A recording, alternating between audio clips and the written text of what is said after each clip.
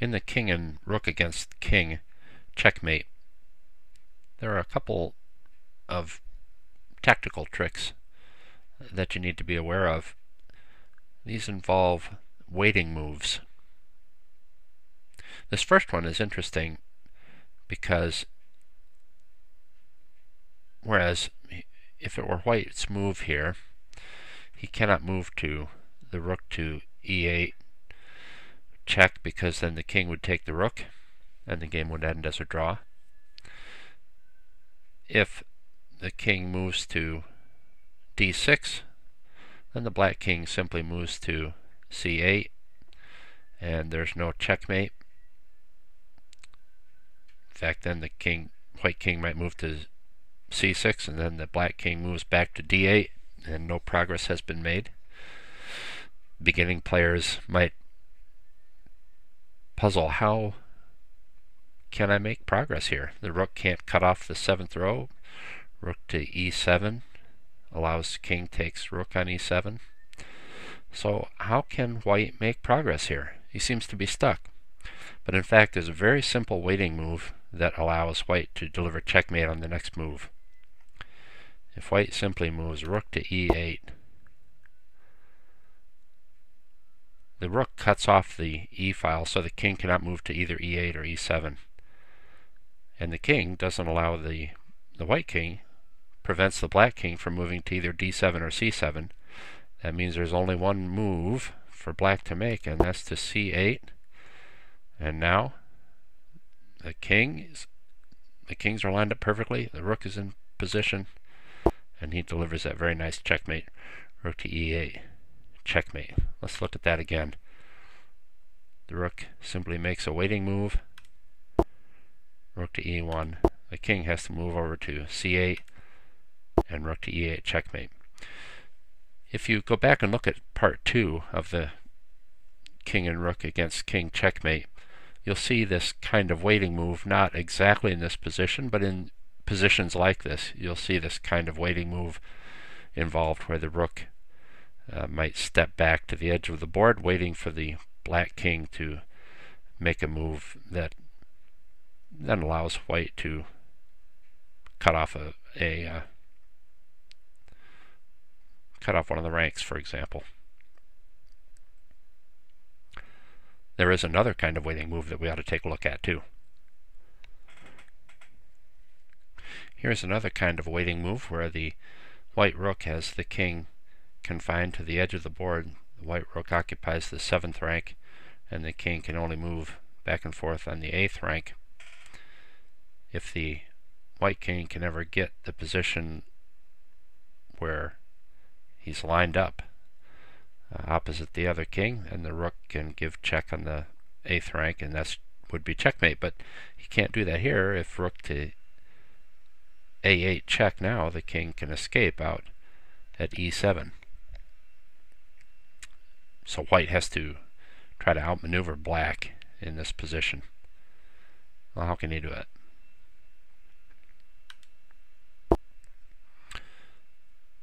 White doesn't want to move his king. If he moves his king to d6, the other king simply slips off. That won't work. So he makes a sort of a waiting move, just moving the rook to the other end of the board, keeping the barrier erected on the 7th rank, keeping the king confined to the back row. And the black king moves toward it. Now, white must move his rook to safety. The king can't move to protect it, and the black king is threatening to capture. He wants to stay on the 7th row, so he moves all the way back. Now the black king moves back to this position where white could move directly opposite, but he needs that position where what he needs is 2 moves here. He needs to be able to move his king opposite and then move his rook back to the back rank to checkmate. But he doesn't have 2 moves, so what does he do? The alternative here is to make a waiting move. And here is the real waiting move that I want to show to you. He just moves 1 square to b7, and now the black king can't move to e8, or it'll be checkmate at b8. So the king has to move into the corner.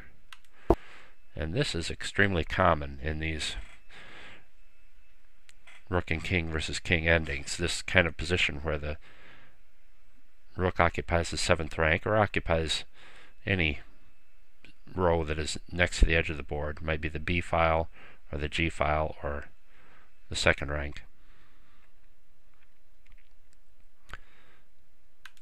And the king moves into the corner, and now the black king is trapped. He has to come back to G8, and now it's the checkmate delivered by the rook at B8.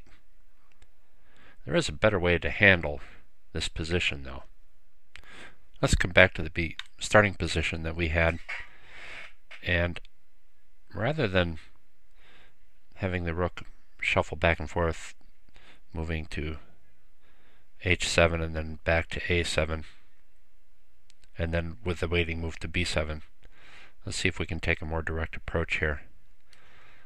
The rook can move to D7 check. Now, there are two different ways to go. Let's imagine that the black rook moves directly opposite the white king. Let's imagine that the black king moves directly opposite the white king. The white can't deliver checkmate now because of rook to D8 check. King takes rook, and the game is a draw. This is a place for another one of those waiting moves. The rook moves back to D1. Now the black king has only one move. He must move to B8. Now the white rook comes down to D8 check. The black king has only one move. And now comes a really fun waiting move that we saw earlier. Rook to H8 wait. King has to move to A6 and then delivers checkmate at A8. Now let's take a look at the other possibility. We had moved the rook to D7 check. Now let's imagine that the king moves to E8. How do we handle that? Well, the king simply gives chase to the black king. Right now the king can't move back to D8 obviously, so he has to keep going. And the white king continues to give chase. If the black king continues into the corner, the white king will continue to follow along until he gets to G6, and then the black king will have to move back to G8, and white will give checkmate at D8, and this variation saves a couple of moves off of the variation that we looked at earlier. So black makes another try here, knowing he can't just run into the corner. He wants to give white a little something to think about. So he comes back to E8, where again the king can't move because black's attacking the rook. The rook can't give the check at D8. What does he do? And it's time for one of those tremendous waiting moves. Rook to D1. But the king can slide off of the opposition again, as he is wont to do. But now comes a beautiful little move that cuts off the black king's route of escape, and he must come back to E8, where he will be unceremoniously checkmated at G8. Well, that's all I have on the king and rook versus king checkmate.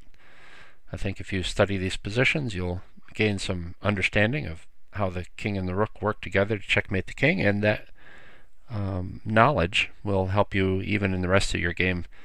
It helps to know how the king and the rook work together. Visit www.chessstrategiesblog.com for more great chess videos.